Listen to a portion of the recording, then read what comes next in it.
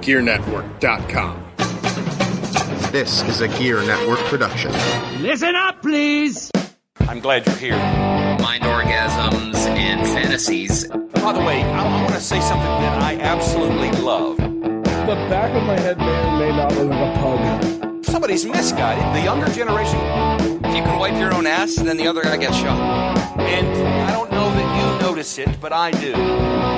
We found out who we truly are, which is a bunch of assholes. Most of the time, it's because I'm turned away from you. Why did you buy the vibrating strap-on pillow? But there's something that I absolutely love. Oh, I couldn't be happier. Now, there was a time when we had to hide and we had to be quiet. Right now, he's wearing a tinfoil hat. Have you ever heard the term misguided? I've been misguided. Thank you. I appreciate that.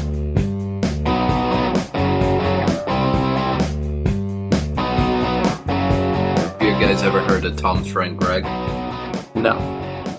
Why are all his friends generic white guy names? I don't even think Tom's ever met a black person, to be honest. Like, all of our names are interesting. He'd be like, my star's a Negro. Literally, the person in this group with the least interesting name is the most foreign. It's true. That's a fact. We've got Jordan, Jesse, all uncommon, and then all of Tom's friends are Rick and Greg. And Greg. I assume there's a Steve with a PH. His brother is Dan. Steven, but he prefers to be Steven. Yeah. Okay, guys. So welcome to the episode. This is episode number 33 of Misguided Musings. Wait a minute, was that recording? Conversation? Oh yeah, this whole conversation was recording. No. Dude, you can't post this. No, we can't shit talk Tom in the opening. That's not a You thing. can't be like, oh, Tom, It's not Tom, shit your talk, friend's you generic names are white boring. racist. I think of all the things that have happened to Tom over the last month. I think all the things that we've done to Tom over the last month. Photoshop contest. He'll be cool with it. And he's like, no, I'm not. They're like, we should have checked. We might have wanted to ask. I'll Fair send enough. him the audio when I go to edit, and we'll see what happens. Lesson learned. And his kids are biracial too, which is interesting. What does that have to do with anything? That's not. I'm just saying, like, the one person we say is all generic, and he actually married We somebody. didn't say he who was said that. generic. We said the names of his friends were generic. I didn't say he was in the KKK. No, He's not a not thing he hanging out. said. Yeah. You know, Matt's like, I know a black person. Well, all right, half of everybody. one. Welcome to the episode. This is episode 33 of Misguided Musings. The year Jesus died. What? Well, not every year. Then he So, dies a Neither of you know 33-year-old much man. about Christianity. We're gonna get rid of the Nope. housekeeping real quick. You can follow us on Twitter at Musing Podcast. I'm at Muse Knuckle. Sarge is at Bastard Prophet. Matt is at An Eclectic Taste, and still, sadly, Jesse is at the Jesse Miles. Love it. Worst Twitter handle ever. It's not. You're all children. You can follow us on Facebook at www.facebook.com/Misguided Musings, or go to our website and participate in our Deadpool or Death Pool, however you want to refer to it, at www.misguidedmusings.com. So, tonight's episode, as you'll recall from 2 episodes ago, Matt chose Sarge to be the fool. And Looking so, like a fool. he had no business in Not even planning so. the back end of this episode. So he is coming into this blind. I had no business in the back end. But as we found out last episode, Allegedly. Jesse has a lot of business in his back end. At least the second knuckle. I had the norovirus. All of my business was coming out of both ends. Although I look great, I ate soup for 3 days. Oh, fancy. He's on the model diet. All right, so this episode will be the terrible stories behind your favorite cartoons. Oh, nice. Sarge has to guess whether Matt or Jesse or I are the brain and the assholes. So we're going to tell stories that are pretty damning behind your favorite cartoons, and then we're going to see if Sarge can get it right. Okay. All right. So based on who swore last, that would be me. Who swore most recent, that would be me. I am going to go first on this episode.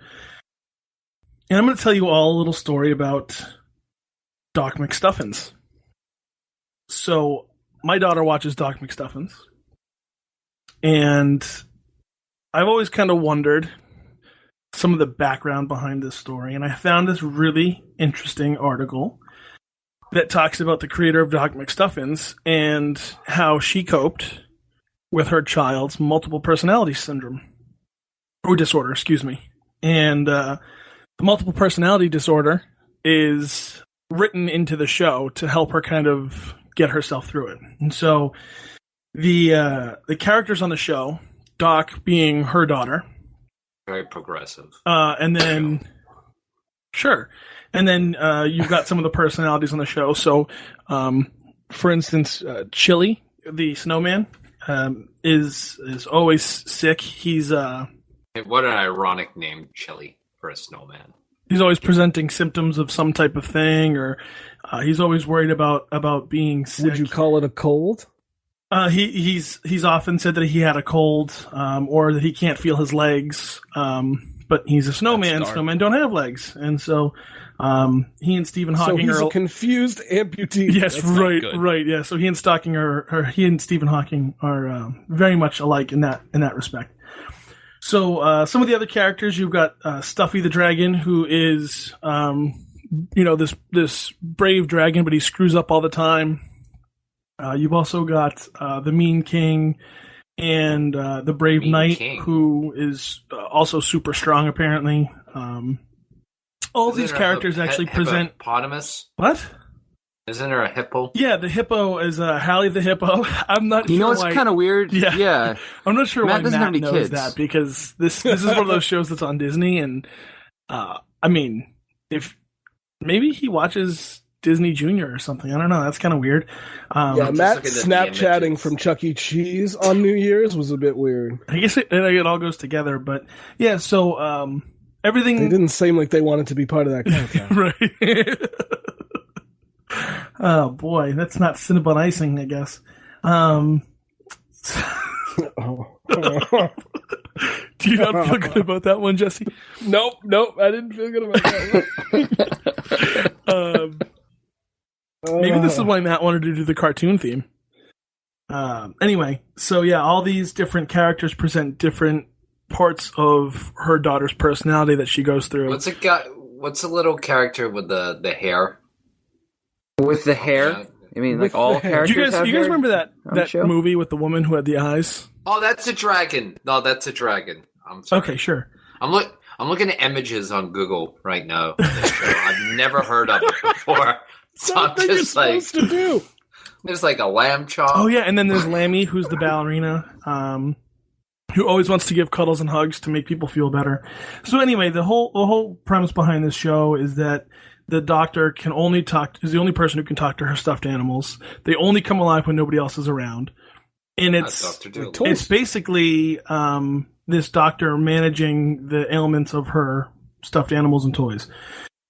And a lot of the personalities that reoccur on the show every episode are ways that the author of the show and the writer of the show, the creator, has helped to cope with her daughter's multiple personalities. And so, the one who always thinks it's sick, that's presented apparently to her daughter at one point. I forget what that's called when you have that disease. Hypochondria. Yes, thank you. Yeah. Wow, Matt got one right. It's a little strange. I had a case of that back in 2011, 2012. I don't think it's a case. Yeah, it's not more. You don't come down with hypochondria. It's like a long-term illness. Well, it was part of anxiety, and then okay, I see what you're saying. Right, and then there's there's the Brave Knight presents itself through. There's a knight. There's a Brave Knight in the Wicked King. I've never watched Doc McStuffins. Something about it. So all of these different personalities are actually part of Doc, who is... What's a dog and cat on the show? There's no dog and cat. What are you looking at? This is why Matt is not allowed to Google things during episodes anymore. Matt's just looking at furry websites. Yeah, right. Wow, these are really big stuffed Doc animals. McStuffins. There's like a larger, adult female Doc McStuffins just taking it from the hippo. He's like, "Are you sure this is a kid's show?" Why are you making your daughter watch this? So anyway, yeah. So the whole premise behind the show is that Doc is actually managing all of her personalities, through the help of these stuffed animals. Was her practice approved by the state? It's a backyard. It's That a was pretty backyard good. That was clinic, good. and so I'm not even sure. Well, No if she medical works, if malpractice she there. operates out of Disney World, I would believe Florida would give her a medical I wouldn't license. be shocked about that at all. Yeah. Yeah, so the whole premise behind the show is that Doc manages all of these personalities, including her own. And it's actually the fact that Doc is all of the personalities and how she copes with her own multiple personality disorder. Sounds like a bad fan theory. I feel like BuzzFeed wrote this. Nope.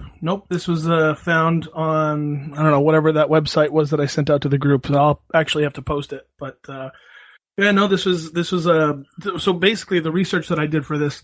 There's this woman who owns a blog post where she goes around and finds true stories, and we found a lot of actually true weird behind the scenes cartoon stories in kids TV show stories and the real reasons and the characters who do really exist and whatnot. So it's pretty cool. Yeah. Crazy. So this is the research I've done. Okay. Doc McStuffins is a real person who has multiple personality disorder. Dude, you delivered I that just don't with like the name of the malpractice. show. Well, I mean, you don't have to. It's like a porn name. Doc McStuffins. Yeah, it's Sarge, do too you have any suggestive. questions? Yes. Nope. You pretty Not much on get that it. one. Yeah, I get the premise of it. So the creator of the show created the show because her daughter had dissociative disorder and I believe she had multiple personalities. And so she made the show because she was applying the personalities to her stuffed animals. Yes, Is that yeah. right? So Doc is her daughter, and the way she manages is she applies the personality to her stuffed animals. So this whole world was created so that the mother, who is the creator of this, could cope with the. But the little girl doesn't actually apply the. It was not very clear, but I would assume that that's how she's figured out how to deal with this little girl. Okay. All right. All right. So Who's next would be Matthew. I'm not going to say what he said because it's offensive. But Matthew was the next person to swear. So Matt, take it away with your cartoon. All right, so Scrooge McDuck was created in December 1947 by Carl Banks, who wrote the Donald Duck comics. This was a whole part of Disney's operation that they were creating all these side stories on Disney characters like Donald Duck and Mickey Mouse and Minnie Mouse and, all those whorish prostitutes. And basically, Scrooge McDuck is this character who is a robber baron, which was a term used in the late 1800s and early 1900s for somebody who worked in the industry during the time. There were normally business people who got rich doing unscrupulous methods. So, you could say, like, what's his name again would be Bernie Madoff type ordeal. So Scrooge McDuck. Now, a lot of people assume that Scrooge McDuck was based on, I believe it or not, Andrew Carnegie. And this makes perfect sense because Scrooge McDuck is a Scotsman. He came from the stories in the DuckTales basically tell us that he came from a very poor And Andrew background. Carnegie also had a giant vault full of pennies. Yep. A vault Andrew full of Carnegie pennies? was born in Scotland. He came over to the United States when he was 13 years old, and he basically came over penniless, worked through the industry, eventually got into steel, made lots of money, and was known, and especially in New York City, as basically a tyrant who went off and killed people who were working in labor agreements. He was known as a ruthless First you person. get the and Scrooge money, McDuck- then you get the power, then you get the bitches. And Scrooge McDuck also has that personality. But the thing is, Andrew Carnegie, I'm reading here, they say somewhere between 15 and 20 years before he died, he ended up being the first millionaire philanthropist, which, they didn't really have it. Can you say that again, Matt? Philanthropist? Yeah, just like the way you say it. Sounds unique. So, and Scrooge Unique McDuck, New York. and New York. in the later in the comics, he ends up being seen as kind of like a very charitable character. He helps his nephews out. He helps all the other poor. You know what my problem ducklings. is if Donald Duck had this rich uncle, how come the guy couldn't fucking afford pants? That's fact. Well, I mean, then why would they do the duck walk then? The pants between their ankles. That's basically. Maybe he was that's so from. rich he could afford to shit wherever he wanted. Fair enough. That would be Fair better. I want to be that kind of rich. It's a special rich. For a history, there has been 7 people to voice Scrooge McDuck, and ironically, a lot of them have been Scottish voice actors. The most recent one was Peter Capaldi, who is actually in Doctor Who, which is Is pretty that Truman interesting. Capote's relative or And- just no relation? No relation. Of the Truman Capotes.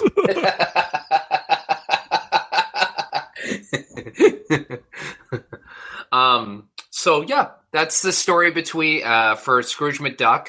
A lot of people thought that he was, basically the character was based on Scrooge from A Christmas Carol by Charles Dickens, but it's not. It's Andrew Carnegie because the Carl Banks had the creator of this character came out and said that he was a little bit more, because this was about 30 years after Carnegie's death. He was a little bit more inspired by that just because of the fact that it was only maybe 5 or 10 years before that that it was a revelation that Andrew Carnegie started the Carnegie Foundation, which ended up paying for, public education in New York.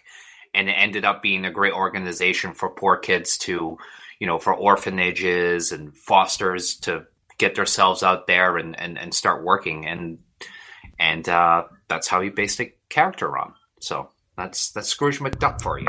So I'm confused as to how, this... Because I thought the idea was that it was kind of messed up backstories. Which is the true story behind your favorite cartoon? Oh, okay. I get it. Yeah. Okay. Because I'm listening to Matt talk, and I'm Carnegie wasn't a superhero, but he wasn't. But he wasn't always a Yeah. philanthropist. He also killed. He also did a lot of dirty things Yeah, on I his way think to. I think most philanthropists from the early 1900s, late 1800s, are probably responsible for a lot. You ever of find deaths some as bone well. shards in your steel? Yeah. That's Andrew Carnegie. Yeah, well, I mean, back in the day, you couldn't build a house without at least 3 guys dying. Well, I mean, you just That's what happens when you need 2 men to operate a saw. When all your nails are You made might of lose wood, one. you're bound to kill someone by accident. You never want to be the auxiliary worker. He was also part of. He was in an industry, the Johnston Flood. I remember of 1889. Remember, it killed 2,000 people, and it destroyed and ravaged 14 miles through a dam, and it was a lot. It was led to believe that Andrew Carnegie was the person was involved in that.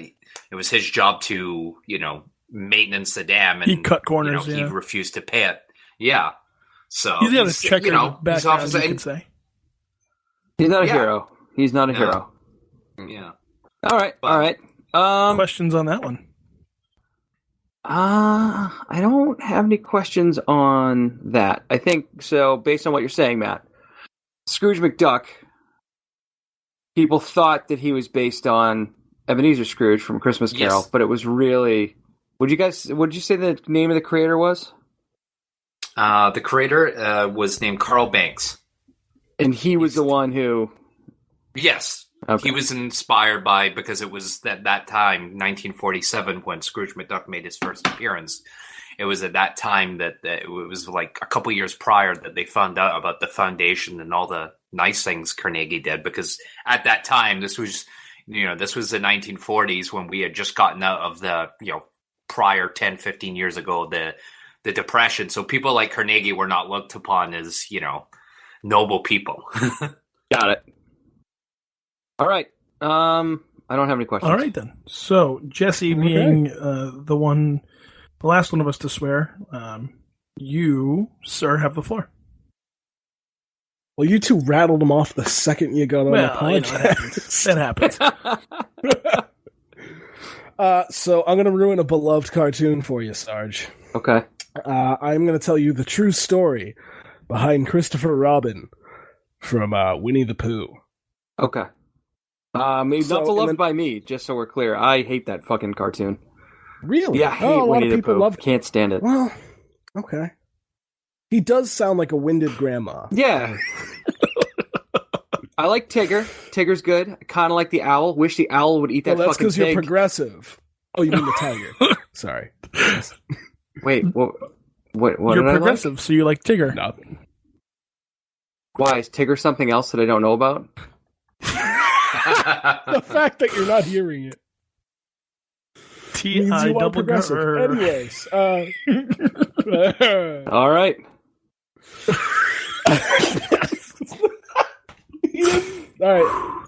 Oh, boy. This is great. Anyways, so this Sarge was is the a Tigger lover. 1920s.